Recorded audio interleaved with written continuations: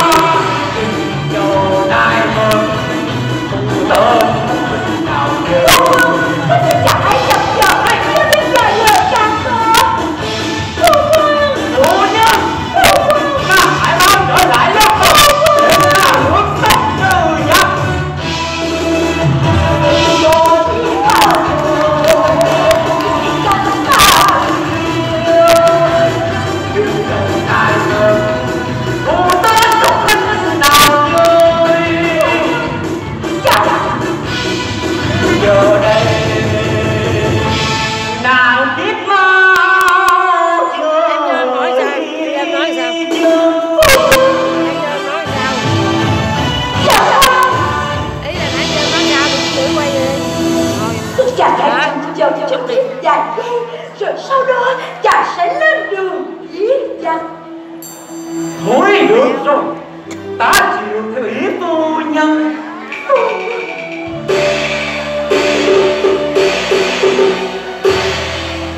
Phu quân, chàng đang đi trọng thương, bởi trọng sinh mới gây ra bao hỗn loạn. Thiếp mong chàng hãy an dưỡng tinh thần trước khi chuyện trường không minh giang. Phu nhân nghĩ sao ăn cái cháu để về tại lưu hơn để ta bài diệu hộ liên sơn lòng giả thành chớn hòa. Phu nhân ta có mùi hờn trăm đêm thở than vào sông xa lòng đau vừa chưa vừa không mình mất tinh châu hồ lo tiếng mưa ai đàn bài ta đang đành ngồi nhìn lưu gia tắm hoài tươi huy phòng cùng nàng quân nương cùng giao hòa cùng suy hương ta biết đẹp đừng xa trong nhau. Không về phủ lãng có bài thiếu ai tâm gì chứ rồi vì tâm xuân chính chí phù với điện thoại vàng áo dài xa ta đánh dài xót xa. Ta từ đấu trí với Gia Cát Lượng, hắn chỉ trước ta có một nước cầu mưu sắp tài sản ngu quốc cầu hùng để cho Lưu Bị quơ lại cửa quân để tạo bất thành đành hổ mặt châu chúa. Phu quân ơi, chỉ vì muốn chiến đấu với Gia Cát Lượng mà không để chẳng để cho dân chúng lầm than với vụ hay sao? Phu nhân ngài hãy nên nhớ câu thần danh tựa thành danh trên gương giáo và nàng nhớ rằng nhất tưởng công thành giảm cốt khôn.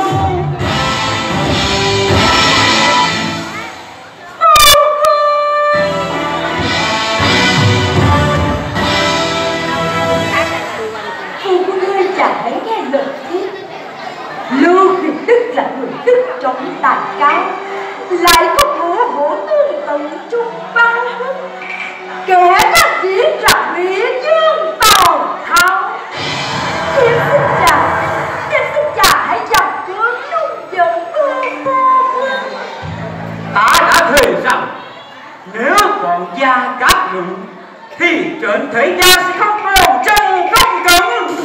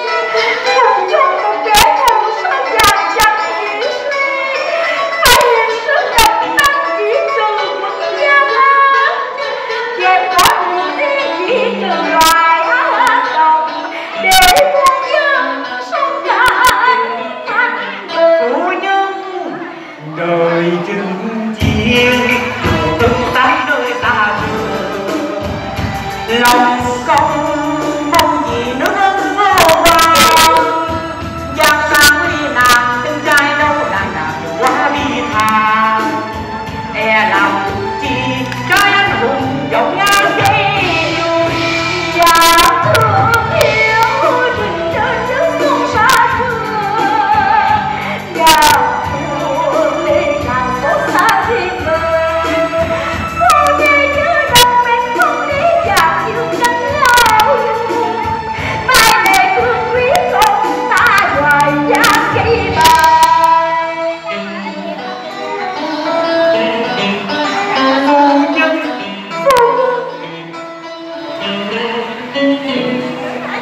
chàng hãy nghe tiếng nói phu nhân nhĩ kiều phu nhân là nhìn phu quân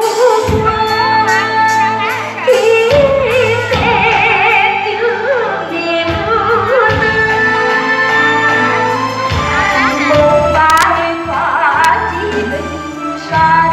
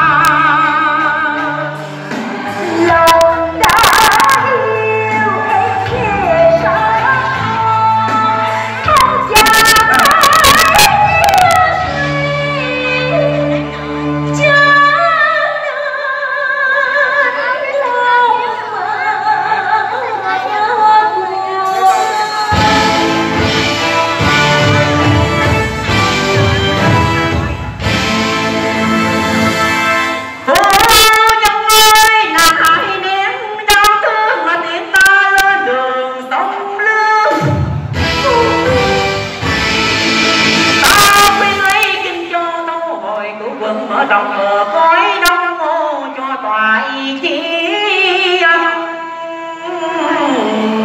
hùng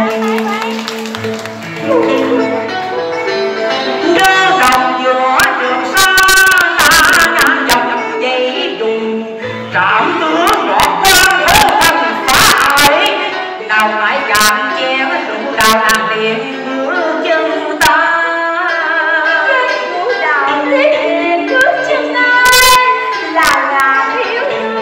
dành cho ai đó nó không ba ngàn nay trong đăng thì phải bên ai không đổi dạ hay lòng hai tin lòng chu vui sẽ thành công quyết mở lòng gia